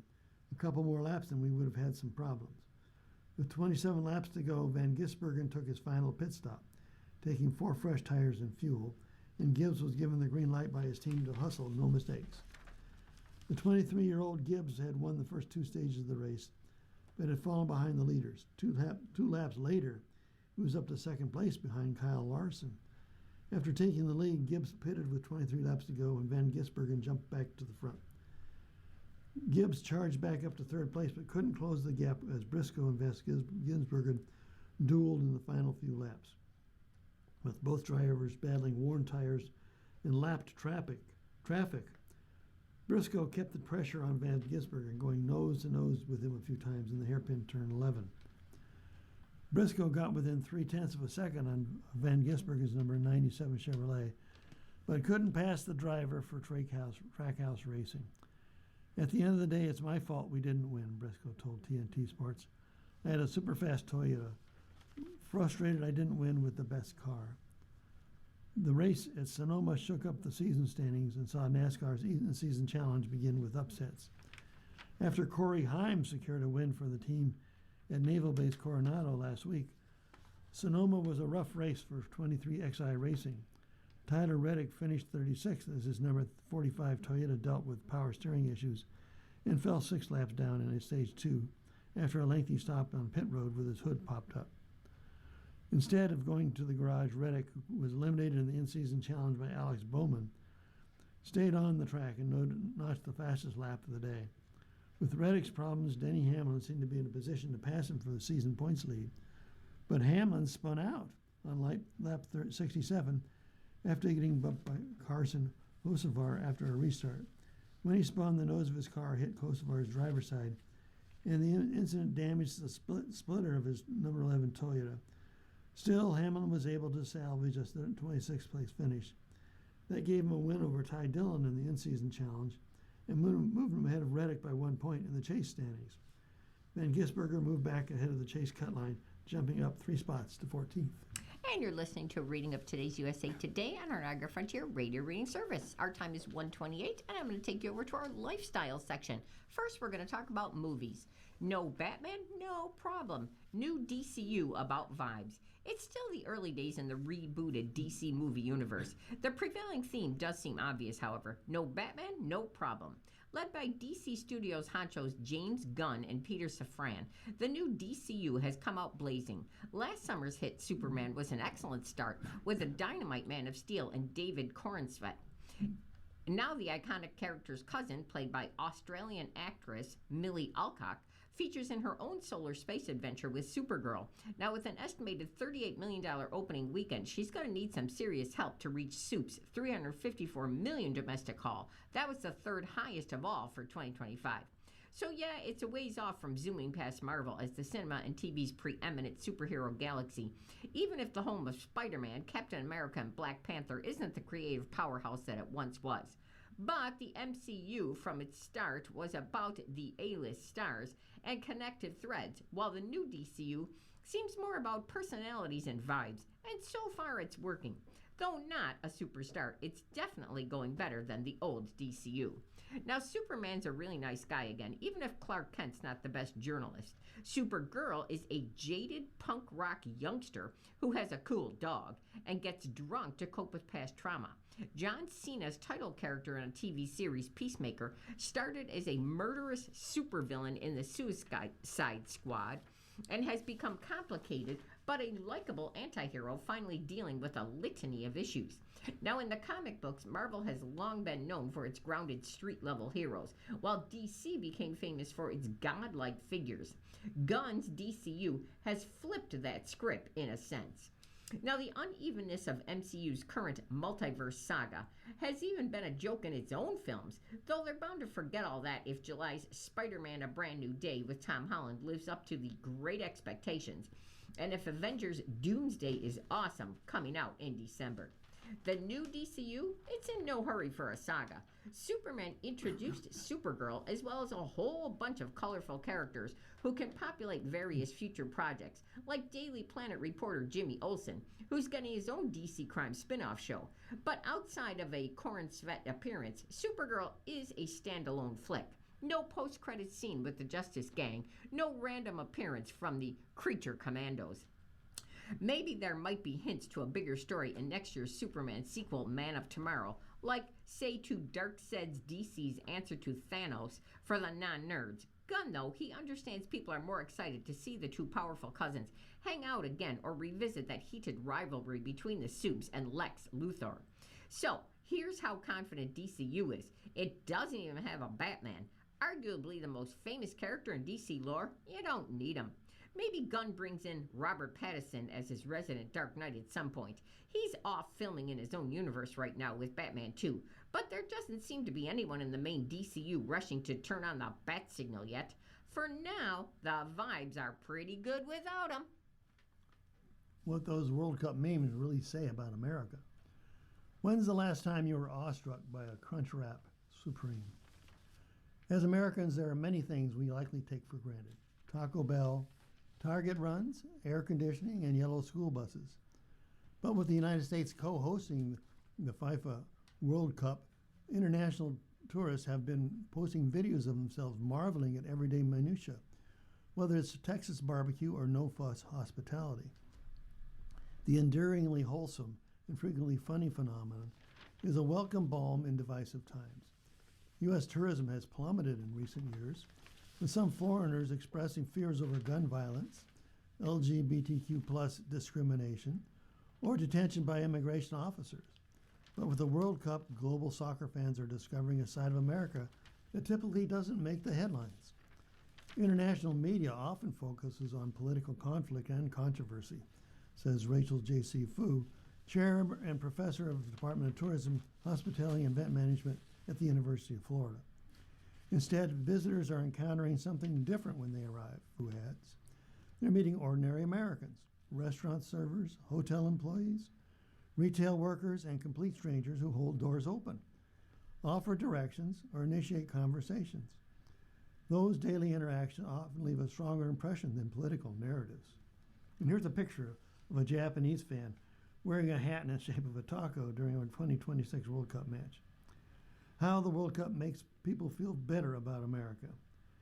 Leading up to the game's June 11th kickoff, much ink was spilled about whether Americans' excitement had dimmed around the World Cup. President Donald Trump's approval rating hit an all-time low as issues like inflation and the Iran war have repelled many on both sides of the aisle. But no matter where you stand, these viral videos have given folks a chance to step back and take pride in homegrown American pleasures like Waffle House and McDonald's. Those are not high-end places. They're accessible to lots of Americans. So in a sense, that feels unified, says Douglas Hartman, a professor of sociology at the University of Minnesota. Right now, for those opposed to the administration, there's a kind of ambivalence or sadness about not being able to celebrate the country. especially with the 4th of July and the 250th anniversary. But seeing how people from other parts of the world are celebrating American culture, it's giving a lot of Americans permission to be patriotic.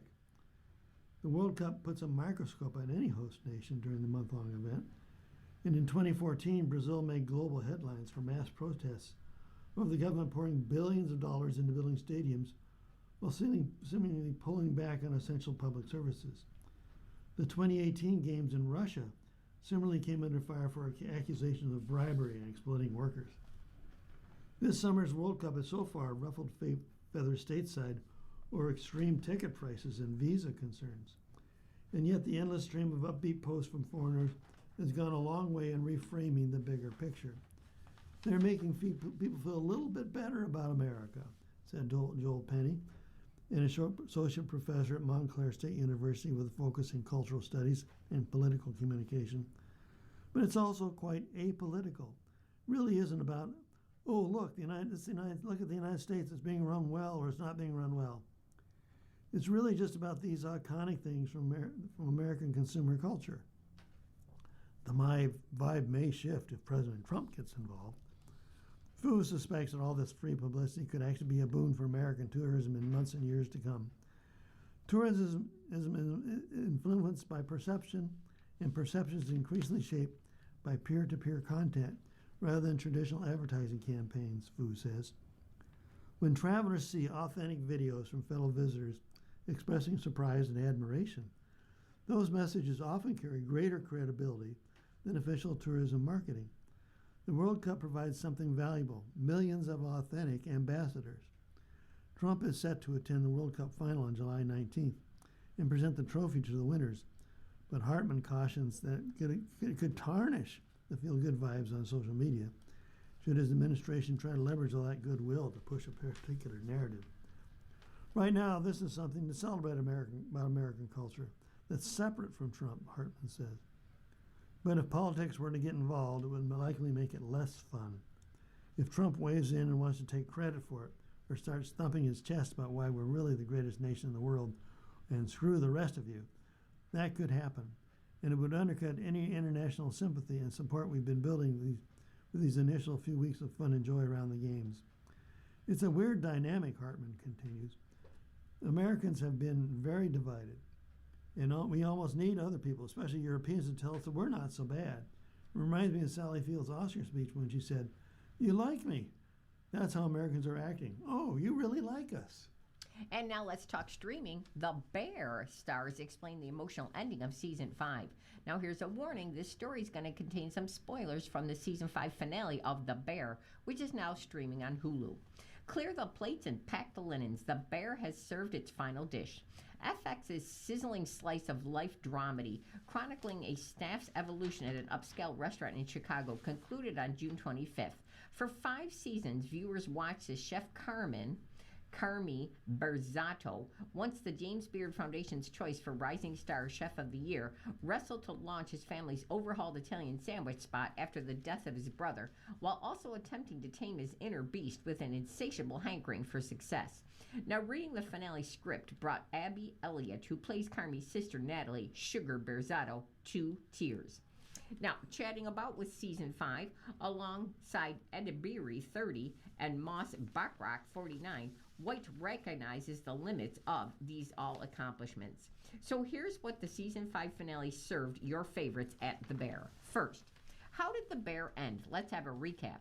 Carmi, who divided his 50% stake of The Bear among Sydney, Richie, and Natalie in the Season 4 finale, vowed to get the restaurant out of debt before departing for some soul-searching. Financial backer Uncle Jimmy, owner of the other half of the restaurant, fought like hell in Season 5 to keep the doors open as the staff battled flooding, overbooking, and ingredients running thin. The Bear finale resumed the following day and ultimately brought a sense of closure to each of their stories.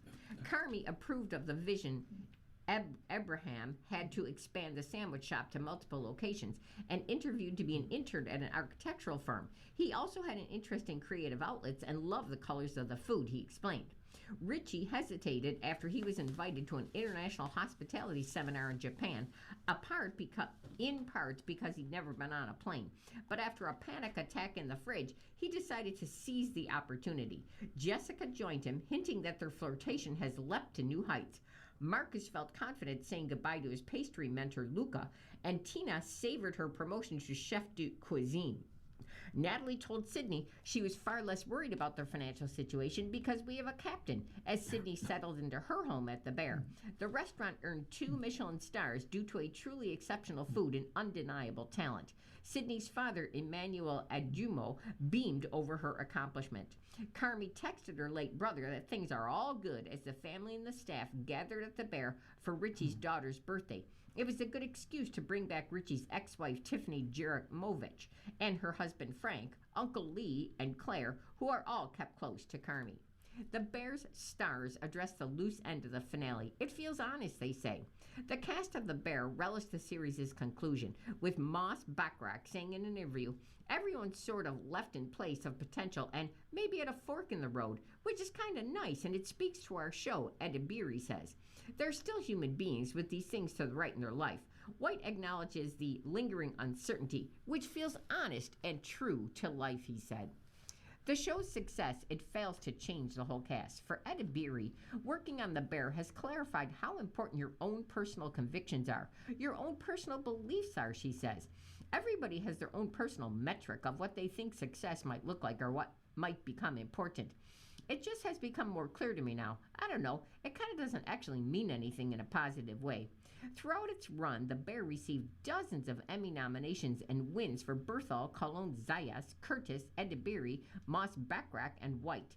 Colón Zayas says winning her first Emmy for an outstanding supporting actress in a comedy series also doesn't change her ideas about success. "I'm a grandma," the 53-year-old laughs. "What's important is your values as a human being, as an artist. Are you living up to them when you show up? The last 5 years I've been surrounded by people who truly respect the art and the work, and that's a rare thing." So what was The Bear all about? When the series concludes, fans might search for an underlying point or what the creators hope to say. Maddie Matheson, an executive producer who also plays the handy Neil Falk, offers a soulful summary. Life on life's terms, he tells USA Today, showing up and being a friend, being a coworker, being a partner, and being there for each other, even when you're down, when you're willing out, even when you can't understand why you're acting the way you're acting. We're still here for you. We're not giving up on each other. We're all here because people gave up on us, and we're not going to give up on ourselves. And we are going to be here with each other, and we're not going to stop. You're listening to a reading of today's USA Today on the Niagara Frontier Radio Reading Service. The time is 1:42. And let's go back to the sports section. Hovland finds his form to stun Scheffler in golf. Victor Hovland won the Traveler Championship by defeating Scotty Scheffler in a sudden death playoff after the two finished regulation tied at 21 under par. Scheffler is going to remember the 4-foot putt he missed in the playoff the morning of June 29th, and everyone else probably will too, because if that's what happens when the best player in the world has a chance to extend a playoff, but misses from a distance where we all expect him to make it. That miss will become the replay, the highlight, the lasting image of the event. But the idea that Scheffler lost more than Hovland won tells a very incomplete story. Scheffler didn't lose this tournament because of one missed putt. Hovland won it because over the course of 37 pressure-packed holes, playing alongside the world's #1 player, he refused to go away. After darkness and heavy rain forced play to resume at 9 a.m. Monday, the tournament was reduced to one hole. A handful of Norwegian fans tried to make themselves heard as the players were taken to the 18th tee box, chanting Hovland's name before being drowned out by cries of "USA, let's go Scotty." Off the tee, Hovland went first and split the fairway. Scheffler answered with one of his own. Playing first from 155 yards, Scheffler stuffed his approach to about 4 feet. It was kind of a shot that has become almost expected during his remarkable run atop the world rankings. It looked like the shot that wins tournaments, but Hovland answered. His approach flew beyond the hole before spinning back to about 8 feet, almost directly above Scheffler's ball. It wasn't closer, but it was good enough. The silence that settled over the green before Hovland's birdie attempt was almost eerie. Then he poured it in, and the pressure shifted to Scheffler, who moments before looked like the favorite and suddenly faced a putt that he had to make to continue the playoff. It's one of those putts, said Hovland, if I make mine, it gets significantly tougher. And if I miss, he probably will make his. I don't know, Hovland said. It was definitely no gimmies there. So to put that pressure on him was awesome.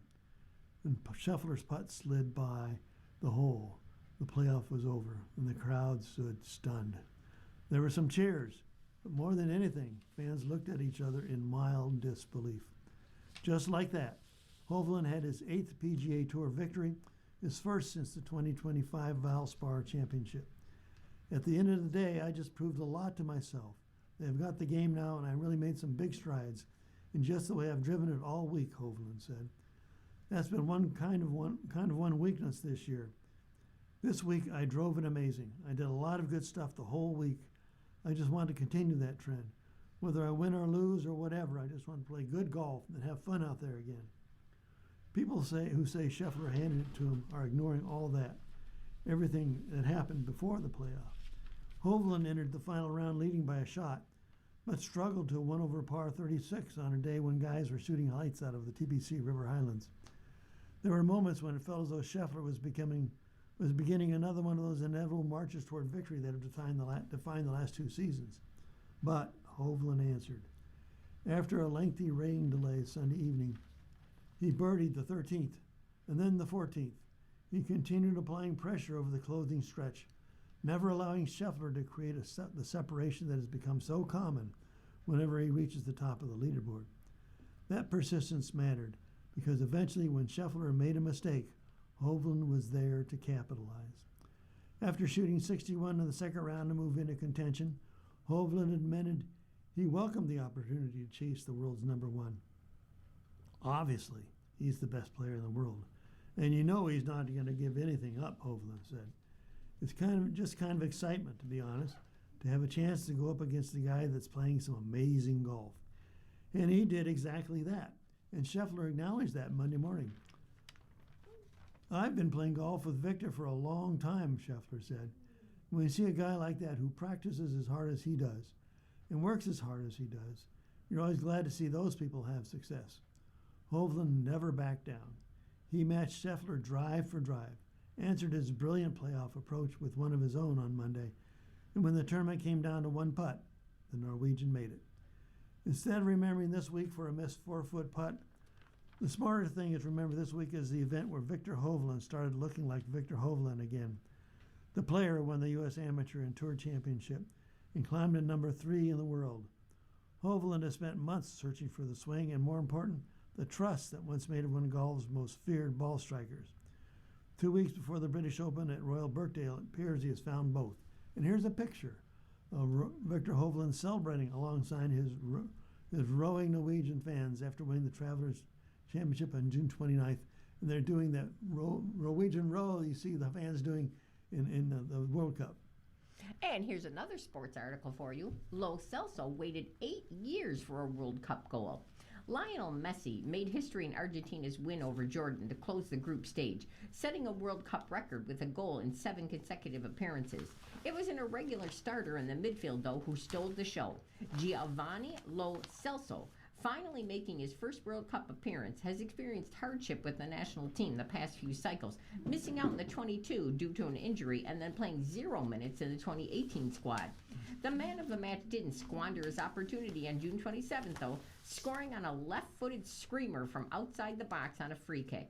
It was a long time coming for this 30-year-old Real Betis standout. Even Messi couldn't help but smile. Sooner or later, the work pays off, Lo Celso said. Honestly, there are a lot of things I went through during all those years. It was a long journey, but tonight it was much more than I even hoped and dreamed for, he said. I'm very thankful to the coaching staff and my teammates and my family, he said. Argentina opted for a starting group featuring numerous typical substitutes like Lo Celso, although Lautaro Martinez, a typical starter, remained. The 28-year-old has started each of the group stage wins against Algeria, Austria, and Jordan, and has been a go-to forward for Scaloni despite entering the matchup somehow without a World Cup goal ever.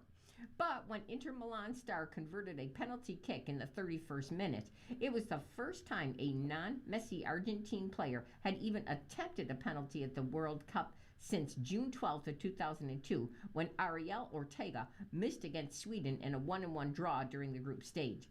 He stepped up to the occasion against Jordan a few moments later, becoming Argentina's first penalty kick scorer at the World Cup other than Messi since 1998, when Gabriel Bautista scored in a penalty shootout win over England in the round of 16.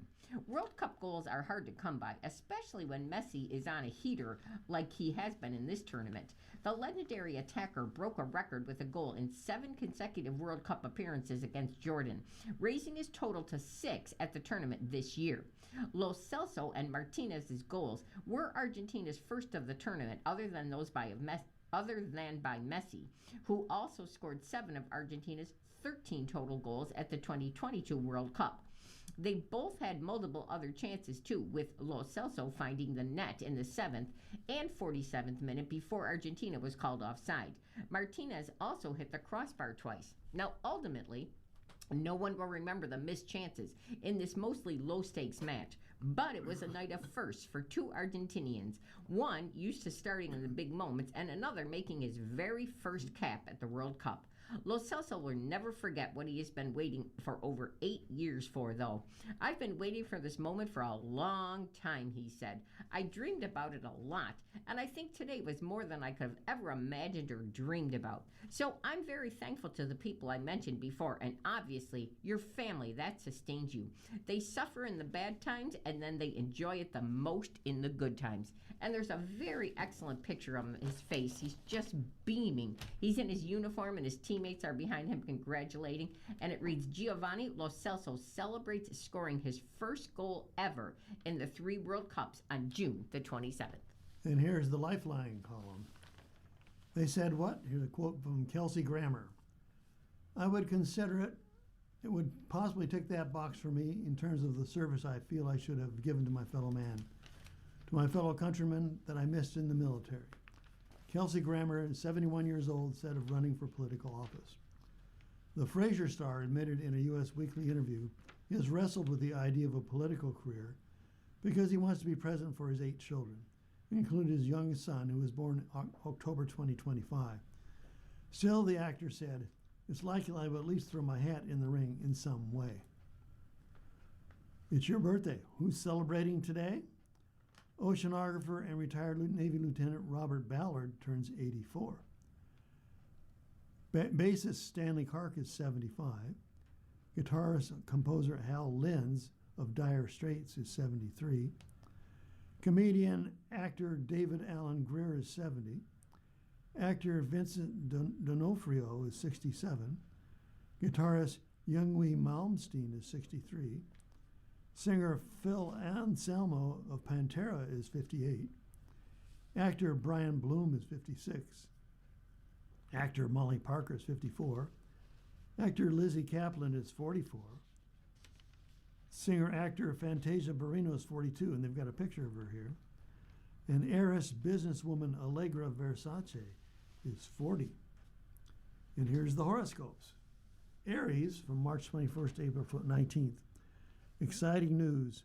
Jupiter moves into Leo today, kicking off a growth cycle around romance, joy, creativity, and self-expression. Taurus from April 20th to May 20th. Your foundation is ready to expand. Jupiter's move into Leo today brings positive changes. Gemini, May 21st to June 21st. What happens when you indulge your curiosities? Your mind takes you on an adventure.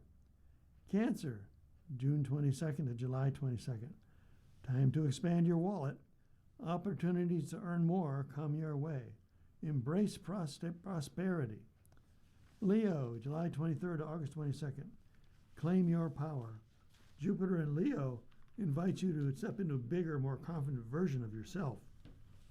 Virgo, August 23rd to September 22nd. Searching for your inner fire, changes afoot when Jupiter moves into Leo. Prepare to go on a vision quest. Libra, September 23rd to October 23rd. Imagine the possibilities that open when you collaborate. Does your current network offer support for your future goals? Scorpio, August 24th to November 21st.